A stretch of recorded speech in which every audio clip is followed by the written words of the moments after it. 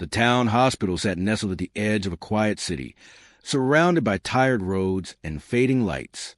Every day, people passed by a nameless stray dog, matted fur, ribs visible, a ghost among the living. No one knew where he came from, but he was always there, outside the hospital entrance, staring through the glass doors as if waiting for someone. The staff nicknamed him Shadow. Some toss him scraps. Others shoot him away.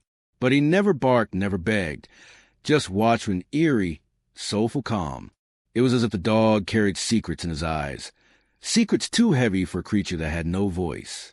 One stormy morning, he disappeared. No one noticed, until he returned, with something strange clenched in his jaws. Rain hammered the pavement in sheets as hospital staff hustled in, their scrubs soaked, umbrellas flipping inside out. Another chaotic morning was beginning. Ambulances screaming, patients arriving with pained faces, the usual rhythm of urgency. But then, a shriek cut through the noise, sharp, raw. Everyone turned. Standing just inside the automatic glass doors was Shadow, the stray dog they all thought had disappeared. He was soaked to the bone, for clinging to a skeletal frame, but his presence wasn't what made them freeze. Clenched tightly in his jaws was a large black garbage bag, soaked through and torn in places. Dark red streaks leaked onto the linoleum. The bag dragged heavily behind him, thudding with each step. Shadow's eyes were wide, wild, but not lost, focused, pleading. When a guard stepped forward, the dog growled, not with threat, but warning, his body shaking yet firm. It was as if he was telling them, "You need to see this." Nurses hesitated, then approached slowly. The stench hit first, decay, blood, something wrong. Carefully, they pried the bag from Shadow's teeth. For a moment, there was only silence. Their minds prepared for discarded meat, medical waste, maybe a dead animal. But nothing prepared them for the weight of what they would find sealed within the black plastic folds. The head nurse's hand shook as she knelt beside the torn garbage bag, a scalpel gripped between her fingers. The moment the plastic parted, a foul wave of air burst out, an unbearable stench of rot, sweat, dried blood, and something deeper, like misery, left to fester. Everyone watching took a step back, gagging, but then they saw what lay within and froze. Curled up like discarded trash was a tiny child, no more than 2 years old. She was naked, her fragile body covered in bruises and scrapes. Her lips were blue, her skin pale and clammy.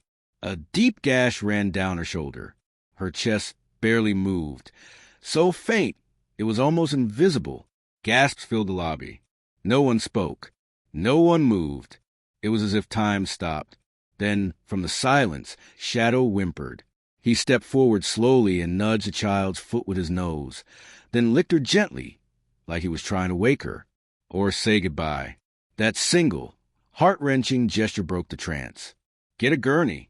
Now!" the nurse barked. The ER exploded into motion.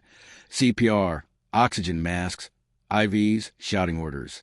A trauma team rushed in, wheeling her toward the operating room. But even as they worked, the same question rippled through every stunned mind. How did that dog find her? Why did he bring her here, of all places? Eyes turned to Shadow, who now sat, soaked and silent, watching the doors close behind the girl he had just saved. The hospital security team pulled up the CCTV footage, searching for answers in the grainy recordings. What they found stunned them. Shadow had emerged from the alley behind the hospital just after dawn, dragging the black garbage bag with slow, painful determination. His movements were strained, his body trembling, but he never let go. Frame by frame, they watched him pull the bag across wet asphalt, his eyes scanning every door and window until he reached the hospital entrance. But what chilled everyone deeper came from a nearby street cam. Hours earlier, an old rusted van had crept into the alley. The driver stepped out, casually tossed a black bag into a dumpster like it was nothing, and drove off without a second glance. The timestamp showed it had happened in the dead of night, well before any staff had arrived. Somehow, Shadow had been there. Maybe he'd seen it. Maybe he heard the child's faint cries. Or maybe he just knew. Either way, the evidence was clear. The dog had pulled her from the trash and carried her to help. astray, unloved, forgotten, and yet he'd done what no human had. Police were called. News crews arrived, cameras flashing, headlines brewed, but Shadow didn't react. He ignored the chaos, the flashes, the curious voices. Instead, he lay quietly outside the ER doors, unmoving, his tired eyes fixed only on the operating room, waiting, guarding, hoping. They named her Hope. It felt right, fragile, trembling, but alive. The little girl lay in the ICU, her body connected to machines that breathed for her, fed her, fought to keep her heart beating. Her ribs, so tiny, barely moved beneath the bandages. X-rays showed broken bones. Blood work revealed infections raging through her system.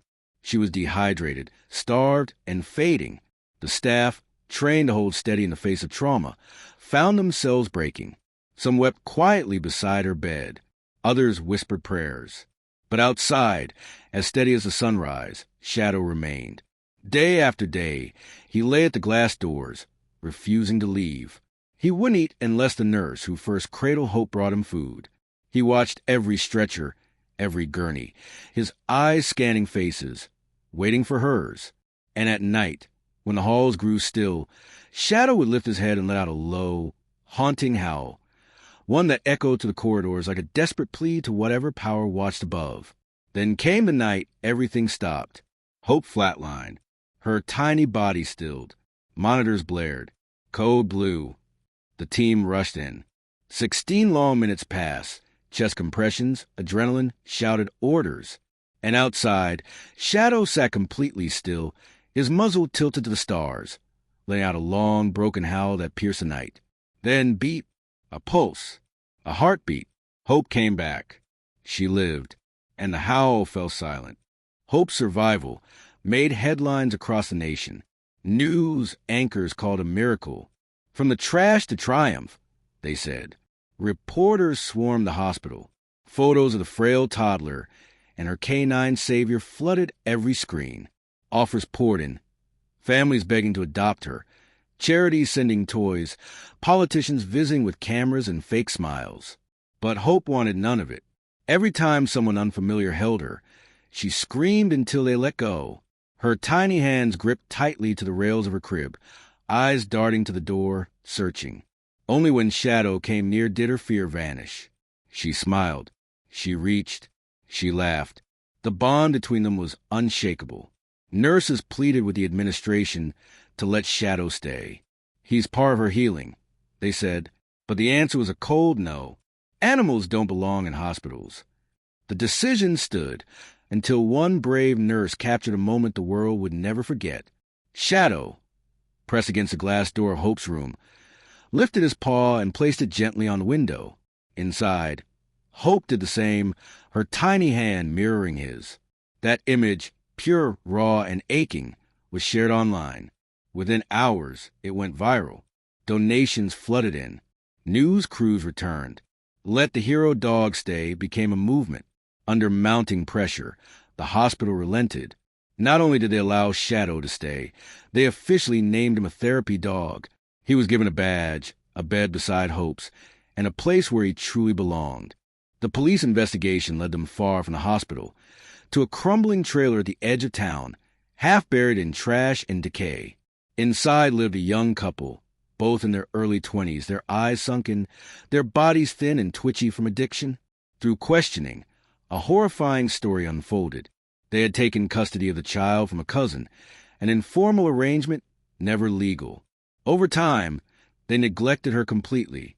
She was starved, beaten, left alone for hours, days. When she stopped crying, they assumed she was dead. Rather than seek help, they wrapped her in a garbage bag and dumped her into a nearby dumpster in the middle of the night, without remorse. What they didn't realize was that they were being watched. From the shadows of the woods nearby, Shadow had seen it all. He followed the scent, dug through rotting waste, dragged her out with his teeth, and brought her to the only place that might help. The couple was arrested. The trial was public heated and filled with outrage. Inside the courtroom, photos of Hope in the ICU were shown, but it was the image of Shadow, sitting beside her hospital bed, eyes watchful and kind, that moved even the most hardened jurors. The world debated punishment. They argued over what justice meant. But Shadow had already made his choice. He needed no court, no sentence. He had seen suffering and chose, instinctively, to protect the one the world had thrown away. The years rolled gently forward. Hope, once a fragile, silent child, blossomed into a bright, stubborn girl with a fierce laugh and eyes that still held the depth of her first memories.